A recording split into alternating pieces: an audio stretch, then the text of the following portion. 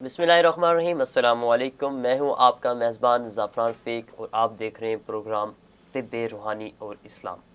جناب، آج ہمارے ساتھ موجود ہیں ڈاکٹر محمد ادریس مفتی صاحب، جن سے ہم گفتگو کریں گے۔ تو پہلے میں ان کو پروگرام میں ویلکم کرتا ہوں۔ جی السلام علیکم سر۔ وعلیکم السلام ورحمۃ اللہ وبرکاتہ۔ سر، میرا آج کا جو آپ سے کوشچن ہے وہ یہ ہے، سلطان محمود غزنوی رحمۃ اللہ حوالے سے ان کی زندگی کے اہم پہلو کے حوالے سے کوئی روشنی ڈالیں، ہمارے ناظرین کو ان سے آگاہ کریں کہ وہ کون تھے، کیا تھے کچھ۔ جی بسم اللہ الرحمن الرحیم۔ سلطان محمود غزنوی رحمۃ اللہ علیہ، عام ہمارے ہاں تاثر یہ ہے کہ وہ ایک بادشاہ تھے، فاتح تھے اور حکمران تھے۔ صحیح۔ لیکن اگر سلطان محمود غزنوی رحمۃ اللہ علیہ کی زندگی کا مطالعہ کیا جائے، جی ان کے زندگی کے پوشیدہ گوشوں کو دیکھا جائے، اس کے بارے میں تحقیق کی جائے، صحیح تو آپ حیران ہوں گے اور آپ کو خوشی بھی ہوگی صحیح کہ سلطان محمود غزنوی رحمۃ اللہ علیہ ایک بادشاہ ہونے کے علاوہ، صحیح اور بادشاہ بھی عادل بادشاہ تھے، صحیح بہت بڑے عالم بھی تھے، بہت بڑے صوفی بھی تھے، صحیح مجاہد بھی تھے، مجاہد بھی تھے، اور اللہ پاک نے ان کو علمی لحاظ سے بھی بڑا مقام عطا کیا بالکل ہوا تھا۔ ایسے عظیم سپہ سالار بھی تھے۔ جی، بالکل سپہ سالار بھی بہت عظیم تھے۔ اب سلطان محمود غزنوی رحمۃ اللہ علیہ ہاں، 3 باتوں سے ان کی زندگی کا ایک گوشہ ہم آپ کے سامنے رکھنا چاہتے بالکل ہیں۔ سلطان محمود کو 3 باتوں کے بارے میں شک تھا۔ صحیح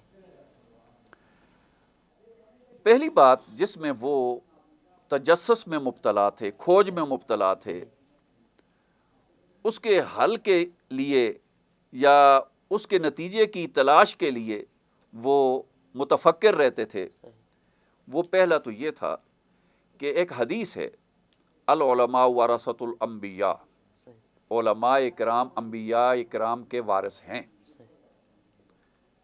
ٹھیک ہے۔ حدیث ہے کہ پہلے یہ ہوتا تھا، اللہ کے نبی صلی اللہ علیہ وآلہ وسلم کی تشریف آوری سے پہلے اللہ پاک ایک نبی جب دنیا سے رخصت ہوتے تھے تو ایک اور ہستی کو، ایک اور جو ہے پیغمبر کو اللہ پاک اپنا نمائندہ بنا دیتے تھے، نبوت کا تاج اس کے سر پہ سجا دیتے تھے اور اپنا نمائندہ بنا کر قوم کی طرف بھیج دیتے تھے۔ ٹھیک ہے ٹھیک ہے۔ لیکن جب نبی کریم صلی اللہ علیہ وآلہ وسلم پر نبوت ختم ہوئی، آپ کے بعد کوئی نبی نہیں آیا، تو آپ صلی اللہ علیہ وآلہ وسلم نے فرمایا میرے بعد علماء میرے وارث ہیں، یہ میرا مشن لے کر چلیں گے بالکل اور دعوت و تبلیغ بالکل ایسے ہی۔ یہ فریضہ علماء انجام دیں گے، اور میرے دین کو ہر ایک تک پہنچانے کے لیے اور دین کو بالادست رکھنے کے لیے، دین کے غلبے کے لیے یہ محنت کریں گے، ان کا جو ہے فریضہ ہوگا، ان کی ڈیوٹی ہوگی۔ لیکن سلطان محمود غزنوی کو اس حدیث کے بارے میں کچھ شبہ پیدا ہو گیا کہ یہ حدیث درست ہے یا نہیں۔ دوسرا شبہ سلطان کو یہ تھا کہ میرے والد کون ہیں۔ یہ شبہ صرف سلطان کو تھا، اس کے قریبی لوگوں کو یہ پتہ نہیں تھا کہ سلطان کس بارے میں وہ سوچ رہا ہے، فکر مند ہے۔ صحیح۔ اب امیر سبکتگین اس کے والد تھے، لیکن اس کو یہ شبہ تھا کسی حوالے سے کہ میں کسی اور کا بیٹا ہوں اور ان سے لے کر امیر سبکتگین نے پالا پوسا، اچھا ٹھیک ہے، اور اس طرح میں بڑا ہوا اور میرے والد کا کوئی پتہ نہیں۔ اس کو اس بارے میں بھی شک تھا، لیکن یہ بڑا پریشان تھا اور بتا نہیں سکتا تھا کسی کو۔ یہ کسی نے ان کے ذہن میں ڈالا تھا یا خود سے ہی؟ بس یہ اس کو کسی حوالے سے بات پہنچی ہوگی، لازمی بات ہے، از خود تو کوئی اتنا نہیں، بالکل ہاں کوئی خبر پہنچی ہوگی اور وہ خبر جو ہے نا وہ چھپے راستوں سے ہوگی اور وہ پھر آگے پریشان ہو چکا تھا اس سلسلے میں۔ تیسری بات جو اس کو تھی، فکر لاحق تھی، وہ پریشان تھا کہ میری آخرت کیا ہوگی، موت کے بعد میرے ساتھ رب تعالیٰ کیا معاملہ فرمائیں گے، کیا میری بخشش ہوگی یا نہیں۔ لیکن وہ یہ چاہتا تھا کہ دنیا میں ہی مجھے اس بات کا پتہ چل جائے کہ میں بخشا ہوا ہوں یا نہیں، میری مغفرت ہو جائے گی یا نہیں، یہ مجھے مرنے سے پہلے پتہ چلنا چاہیے۔ یہ 3 باتیں اس کو فکر مند کیے ہوئے تھی۔ اچھا، اب آپ خود سوچیں کہ یہ فکر عام آدمی کو تو نہیں ہو سکتا۔ نہیں ہو سکتی، بالکل ایسے ہی۔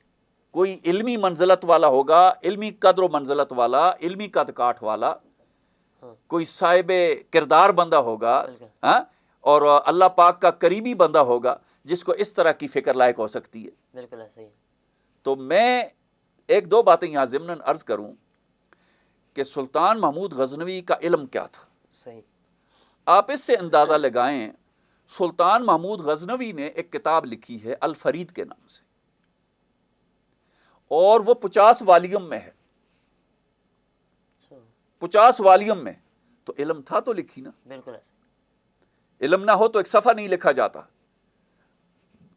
اور اگر جیسے آج کل عام لوگ وہ لکھاری بن کر بس ادھر ادھر سے نقل کر کے وہ مواد جمع کر لیتے ہیں اور ایک ترتیب دے کر وہ اپنی تحریر بنا لیتے ہیں، نہیں، یہ لوگ اس طرح نہیں تھے۔ ان کی کتابوں میں علم کا وہ جو ہے نا، وہ کیا کہتے ہیں، ایک بہت بڑا ذخیرہ تھا کہ دلائل کے ساتھ۔ اب دلائل کی بات آپ آ گئی تو پھر یہ بھی دیکھ لیں کہ سلطان محمود غزنوی رحمۃ اللہ کی ایک اور کتاب تھی جس کا نام تھا طبقات الحنفیہ۔ طبقات الحنفیہ، احناف، امام ابو حنیفہ رحمۃ اللہ علیہ، ہاں، ان کے جو پیروکار تھے، حنفی جو علماء تھے، ان کے طبقات پر یہ کتاب لکھی گئی، اور اس سے پہلے اس طرح کی کوئی کتاب نہیں تھی۔ بالکل ایسے۔ طبقات الحنفیہ لکھی، اور یہ بھی 24 والیوم میں، 24 جلدوں میں۔ تو یہ سلطان کا علمی مقام تھا، اور یہ باتیں قاسم فرشتہ رحمۃ اللہ علیہ نے تاریخ فرشتہ میں ساری موجود ہیں، جو ہندوستان کی تاریخ کی سب سے معتبر کتاب سمجھی جاتی ہے۔ صحیح۔ اب آتے ہیں سلطان کے ان شکوک و شبہات والے سلسلے کی طرف۔ ہاں جی، تو اب سلطان پریشان تھے کہ یار یہ معاملہ کیا ہے، ایک حدیث کے حوالے سے کہ علماء انبیاء کے وارث ہیں یا نہیں، اور ایک اپنے والد کے حوالے سے، اور تیسری اپنی بخشش کے حوالے سے۔ ہوتا کیا ہے، ایک دن سلطان محمود غزنوی رحمۃ اللہ علیہ جی اپنے وزراء کے ساتھ، اپنے درباریوں کے ساتھ رات کو سیر کے لیے نکلے۔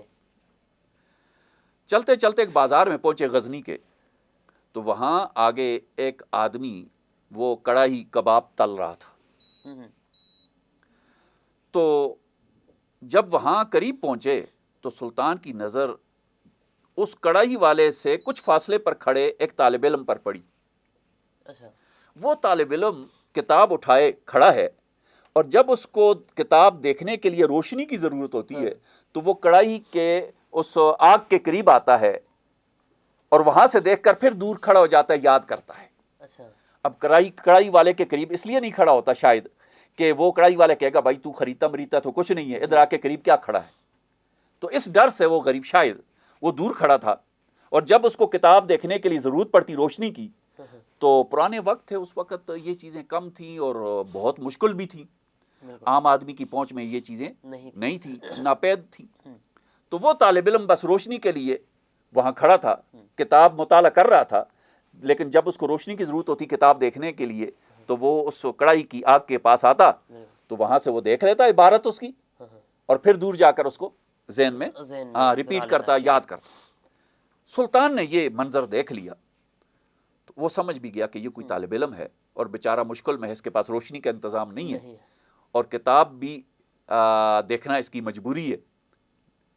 تو سلطان کے ساتھ جو سرکاری وہ مشعل بردار تھا، اس وقت مشعلیں ہوتی تھیں، بجلیاں تو نہیں تھیں، وہ بڑے بڑے چراغ ہوتے تھے، لالٹین نما مشعلیں ہوتی تھیں جو بادشاہ کے ساتھ اگر رات کو نکلتا تھا ساتھ چلتی تھیں، دربار میں بھی مشعلیں روشن ہوتی تھیں۔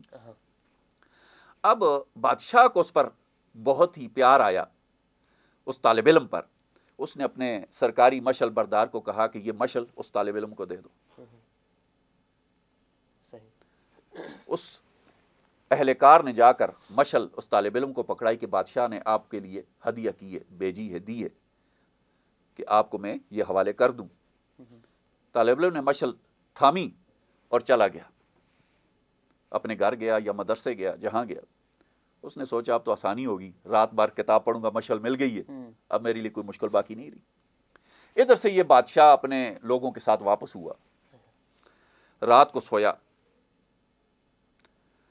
جب یہ سو گیا، آنکھ لگ گئی، خواب میں نبی کریم صلی اللہ علیہ وآلہ وسلم کی زیارت ہوتی ہے سلطان کو۔ جب نبی کریم صلی اللہ علیہ وآلہ وسلم کی زیارت ہوئی خواب میں، تو آپ صلی اللہ علیہ وآلہ وسلم نے فرمایا سلطان محمود غزنوی کو کہ سلطان محمود غزنوی فرمایا اے امیر سبکتگین کے بیٹے، مخاطب اس طرح فرمایا اے سبکتگین کے بیٹے، تو نے انبیاء کے وارث کو مشل دے کر ایسا کام کیا ہے کہ جا تیری مغفرت ہوگی۔ سبحان اللہ۔ آپ دیکھیں آپ صلی اللہ علیہ وسلم کا فرمان کہ اے سبکتگین کے بیٹے، اس کا شک یہاں سے دور ختم ہو گیا۔ دوسرا تو نے انبیاء کے وارث کو یہ مشل دی، دوسرا بھی ختم ہو گیا، اور تیسرا یہ کہ جا تیری مغفرت ہوگی، تیسرا بھی مسئلہ حل ہو گیا، اور بادشاہ کی آنکھ کھل گئی۔ تو یہ کمال ہے۔ ہاں، اس لیے سلطان محمود غزنوی کو محمود الملت والدین بھی کہتے تھے، ہاں جی، اور ایک لقب ان کا تھا لامین الملک والدولہ۔ یہ کتاب جب لکھی نا طبقات الانفیہ، اس کے نیچے اس کا لامین الملک والدولہ، یہ اس کا وہ خطاب لکھا ہوا تھا، ٹائٹل تھا۔ تو ایک اس کا ٹائٹل تھا محمود الملت والدین، سمجھی، ملت اور دین کا پسندیدہ۔ تو یہ سلطان ہمارے بادشاہ ایسے نہیں گزرے، یہ چند وہ پیڈ لوگوں نے ہاں اور مغرب زدہ لوگوں نے ہمارے ان بزرگوں کی تاریخ مسخ کی ہے، اور اپنے من مانے جو ہے نا حوالے تلاش کر کے اور ادھر ادھر کی باتیں کلابے ان کے ملا کر ان کے کردار کو جو ہے نا وہ آلودہ کرنے کی کوشش کی ہے۔ ایسا نہیں ہے، یہ معتبر لوگ تھے، یہ بڑے بڑے عالم تھے اور تقوی دار لوگ تھے، اور اللہ پاک نے ان کو علمی لحاظ سے بھی، کردار کے لحاظ سے بھی بڑا مقام عطا کیا ہوا تھا، اور ان کی شخصیت آج ہماری نئی نسلوں کے لیے وہ مشعل راہ ہے اور وہ نمونہ ہے، مثال ہے۔ تو اللہ تعالیٰ سے دعا ہے ہمیں اللہ تعالیٰ ایسے لوگوں کے ساتھ جو ہے نا زندگی گزارنے کی، اور ایسے لوگوں کے ساتھ ہمیں جو ہے نا وہ آخرت میں جو ہے نا وہ اکٹھے ہونے کی توفیق عطا فرمائے۔ اور پھر کسی وقت موقع ملا تو انشاءاللہ سلطان کے کچھ واقعات اور عرض کریں گے۔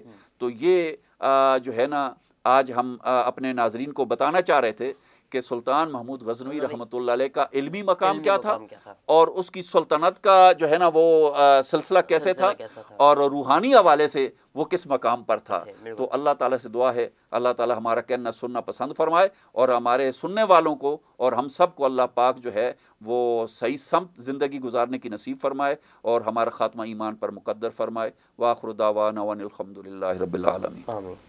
تو ناظرین، ہمارے ساتھ موجود تھے ڈاکٹر محمد ادریس مفتی صاحب، جن سے ہم نے آج کوشچن کیا تھا کہ سلطان محمود غزنوی رحمۃ اللہ علیہ کے حوالے سے ان کی زندگی پر روشنی ڈالیں۔ تو ہمارے پروگرام میں ڈاکٹر محمد ادریس مفتی صاحب نے ان کے حوالے سے آگاہی کی، تو آپ ناظرین بھی کوشش کیجئے جو سلطان محمود غزنوی صاحب کی ہسٹری کو جاننے کی۔ تو امید ہے کہ اس پروگرام سے آپ کو روشنی آگاہی ملے گی۔